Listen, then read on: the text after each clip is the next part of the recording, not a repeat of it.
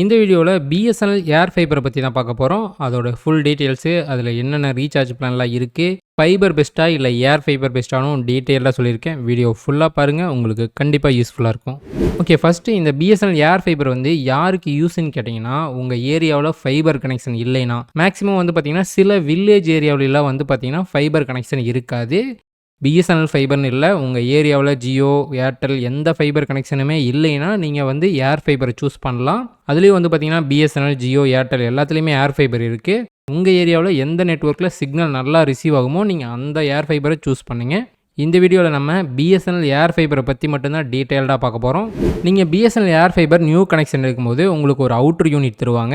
இந்த யூனிட்டை வந்து பார்த்திங்கன்னா உங்கள் வீட்டு மொட்டை மாடியில் ஃபிக்ஸ் பண்ணிடுவாங்க. டவர்லேருந்து சிக்னல் எடுத்து இது வந்து பார்த்திங்கன்னா ஒய்ஃபை ரவுட்டருக்கு கொடுக்கும். இதுலேருந்து ஒரு ஒயர் வந்து பார்த்திங்கன்னா ஒய்ஃபை ரவுட்டர் கூட கனெக்ட் ஆகிருக்கும். ஒய்ஃபை ரவுட்டரும் உங்களுக்கு வந்து பார்த்திங்கன்னா நியூ கனெக்ஷன் எடுக்கும்போது தருவாங்க. நார்மலாக ஃபைபர் வந்து பார்த்திங்கன்னா ஃபுல்லாக ஒயர்டு கனெக்ஷனாக வரும். ஏர் ஃபைபரில் வந்து பார்த்திங்கன்னா மேலே உங்களுக்கு ஒரு டவர் ரிசீவ் பண்ணுறதுக்காக ஒரு ஆண்டனா செட் பண்ணிடுவாங்க. அது மூலயமா தான் வந்து பார்த்திங்கன்னா சிக்னல் வந்து உங்கள் ஒய்ஃபை ரவுட்டருக்கு வரும். நீங்கள் நியூ கனெக்ஷன் வாங்கும்போது எதுக்கெலாம் பே பண்ணணும்னா, இன்ஸ்டாலேஷனுக்கும் அந்த அவுட்டர் யூனிட் டிவைஸ் ஒன்று கொடுக்குறாங்கல்ல, அதுக்கும் சேர்த்து நீங்கள் 2000 பே பண்ணுற மாதிரி இருக்கும். அதுக்கப்புறம் டெபாசிட் வந்து பார்த்திங்கன்னா ஒரு 500 பே பண்ண வேண்டியது இருக்கும். ஒய்ஃபை ரவுட்டருக்கு வந்து ஒரு 1500 அந்த மாதிரி பே பண்ணுற மாதிரி இருக்கும். ஒய்ஃபை ரவுட்டர் வந்து பார்த்திங்கன்னா 1500 2400 வரைக்கும் இருக்குது. உங்களுக்கு எது வேணுமோ நீங்கள் சூஸ் பண்ணி வாங்கிக்கலாம். இது கூட நீங்கள் என்ன ரீசார்ஜ் பிளான் சூஸ் பண்ணுறீங்களோ அந்த அமௌண்ட்டையும் சேர்த்து பே பண்ணுற மாதிரி இருக்கும். டோட்டலாக வந்து பார்த்திங்கன்னா ஒரு 4500 அந்த மாதிரி பே பண்ணுற மாதிரி வரும்.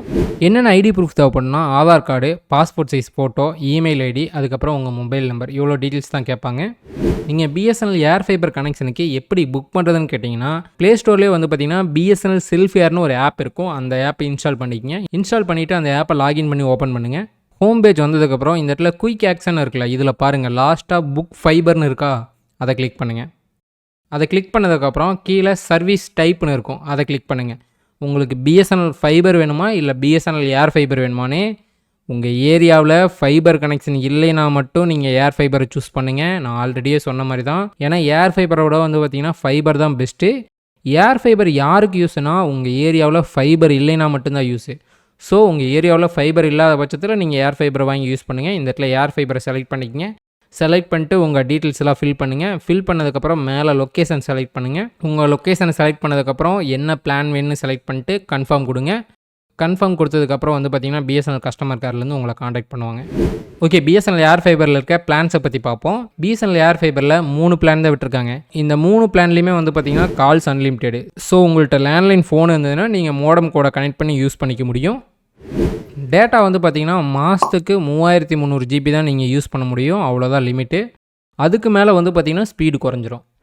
நீங்கள் பிளானோடைய ப்ரைஸோட GSTயும் சேர்த்து கட்டுற மாதிரி இருக்கும்.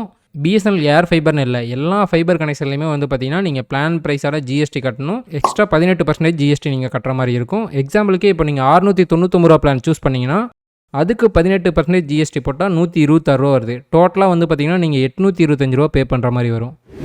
BSNL ஏர்ஃபைபரில் என்னென்ன பிளான் இருக்குன்னா, ஏர்ஃபைபர் பேசிக்னு ஒரு பிளான் இருக்குது, 499 பிளானு. இந்த பிளானுடைய ஸ்பீடு வந்து பார்த்திங்கன்னா 30 Mbps. அடுத்து வந்து பார்த்திங்கன்னா 40 Mbpsல ஏர்ஃபைபர் பேசிக் ப்ளஸ்னு ஒரு பிளான் விட்டுருக்காங்க. அந்த பிளானுடைய ப்ரைஸ் வந்து பார்த்திங்கன்னா 699. நெக்ஸ்ட்டு 50 Mbpsல ஏர்ஃபைபர் வேல்யூன்னு ஒரு பிளான் விட்டுருக்காங்க. அந்த பிளானுடைய ப்ரைஸ் வந்து பார்த்திங்கன்னா 899. இந்த 3 பிளான்லேயுமே வந்து பார்த்திங்கன்னா கால்ஸ் அன்லிமிட்டெடு. டேட்டா வந்து பார்த்திங்கன்னா மாதத்துக்கு 3300 GB தான். ஸ்பீடு மட்டும்தான் வந்து பார்த்திங்கன்னா டிஃப்ரெண்ட் ஆகுது. இந்த 3 பிளானில் எது பெஸ்ட்டுன்னு கேட்டிங்கன்னா, இந்த ஏர் ஃபைபர் பேசிக் நிற்குதுல 499 பிளானு, இந்த பிளான் தான் பெஸ்ட்டு. இந்த 3 பிளான்லேயும் எல்லாமே காமன் தான். ஸ்பீடு மட்டும்தான் மாறுது. அதுவும் ஒன்றும் பெருசாக டிஃப்ரெண்ட் இல்லை. 10 Mbps மட்டும்தான் அதிகமாகுது. ஸோ உங்களுக்கு 30 Mbps ஸ்பீடு போதுன்னா நீங்கள் இந்த பேசிக் பிளானையே சூஸ் பண்ணலாம். ஏன்னா இதுக்கும் மற்ற பிளானுக்கும் எவ்வளோ டிஃப்ரெண்ட்னு பாருங்கள். இந்த 30 Mbps ஸ்பீடு பிளான் வந்து பார்த்திங்கன்னா 500 வருது. எக்ஸ்ட்ரா 10 Mbps ஸ்பீடு வந்து பார்த்திங்கன்னா 700 வருது. 50 Mbps ஸ்பீடு வந்து பார்த்திங்கன்னா 900 வருது. ஸோ 30 Mbps ஸ்பீடு தான் வந்து பார்த்திங்கன்னா பெஸ்ட்டு. அடுத்து நீங்கள் BSNL ஏர்ஃபைபர் கஸ்டமர் கேரை காண்டாக்ட் பண்ணணும்னு வச்சிங்கன்னா நீங்கள் 1800-345-1500 இந்த நம்பருக்கு காண்டாக்ட் பண்ணுங்கள். நீங்கள் BSNL ஏர்ஃபைபர் புக் பண்ணுறதுனாலும் இந்த நம்பருக்கே காண்டாக்ட் பண்ணலாம். இல்லைன்னா நான் ஃபஸ்ட்டு சொன்ன ப்ரொசீஜரும் ஃபாலோ பண்ணலாம். அடுத்து BSNL ஏர்ஃபைபர் பெஸ்ட்டா இல்லை ஃபைபர் பெஸ்ட்டான்னு கேட்டிங்கன்னா கண்டிப்பாக ஃபைபர் தான் பெஸ்ட்டு. ஏன்னா BSNL ஃபைபரில் வந்து பார்த்திங்கன்னா 300 Mbps ஸ்பீடு வரைக்கும் இருக்குது. ஆனால் ஏர் ஃபைபரில் 50 Mbps ஸ்பீடு வரைக்கும் தான் இருக்குது. உங்கள் ஏரியாவில் ஃபைபர் கனெக்ஷன் இல்லைனா மட்டும் நீங்கள் BSNL ஏர் ஃபைபரை சூஸ் பண்ணுங்கள். இல்லைனா ஃபைபரையே சூஸ் பண்ணுங்கள். BSNL ஃபைபர்னு இல்லை, எந்த ஃபைபர் கனெக்ஷன் உங்கள் ஏரியாவில் இருந்தாலும் அதையே யூஸ் பண்ணுங்கள். ஃபைபர் கனெக்ஷனே சுத்தமாக உங்கள் ஏரியாவில் கிடையாதுனா மட்டும் நீங்கள் பிஎஸ்என்எல் ஏர்ஃபைபரே இல்லைனா வேறு ஏதாவது ஒரு ஏர்ஃபைபரை வந்து சூஸ் பண்ணலாம். மற்றபடிக்கு சிட்டியில் இருக்கிறவங்களுக்குலாம் வந்து பார்த்திங்கன்னா ஃபைபர் தான் பெஸ்ட்டு. ரூரல் ஏரியாவில் உங்கள் ஏரியாவில் ஃபைபர் இல்லைனா மட்டும் நீங்கள் ஏர்ஃபைபர் யூஸ் பண்ணுங்கள். ஓகே, இந்த வீடியோவில் பிஎஸ்என்எல் ஏர்ஃபைபர் பற்றி டீட்டெயில்டாக தெரிஞ்சிருப்பீங்கன்னு நினைக்கிறேன். ஆல்ரெடி ஜியோ ஏர்ஃபைபர் பற்றியும் ஏர்டெல் ஏர்ஃபைபர் பற்றியும் டீட்டெயில்டு வீடியோ போட்டிருக்கேன். அந்த 2 வீடியோவோட லிங்க்கும் மேலே ஐ பட்டன்லேயும் கீழே டிஸ்கிரிப்ஷன்லேயும் கொடுத்துருக்கேன். செக் பண்ணி பாருங்கள். ஓகே, இந்த வீடியோ யூஸ்ஃபுல்லாக இருந்துச்சுன்னா லைக் பண்ணுங்கள், ஷேர் பண்ணுங்கள். மறக்காமல் டெக் தமிழ் சேனலுக்கு சப்ஸ்கிரைப் பண்ணிடுங்க. ஓகே, நெக்ஸ்ட் ஒரு வீடியோவில் சந்திப்போம். By guys.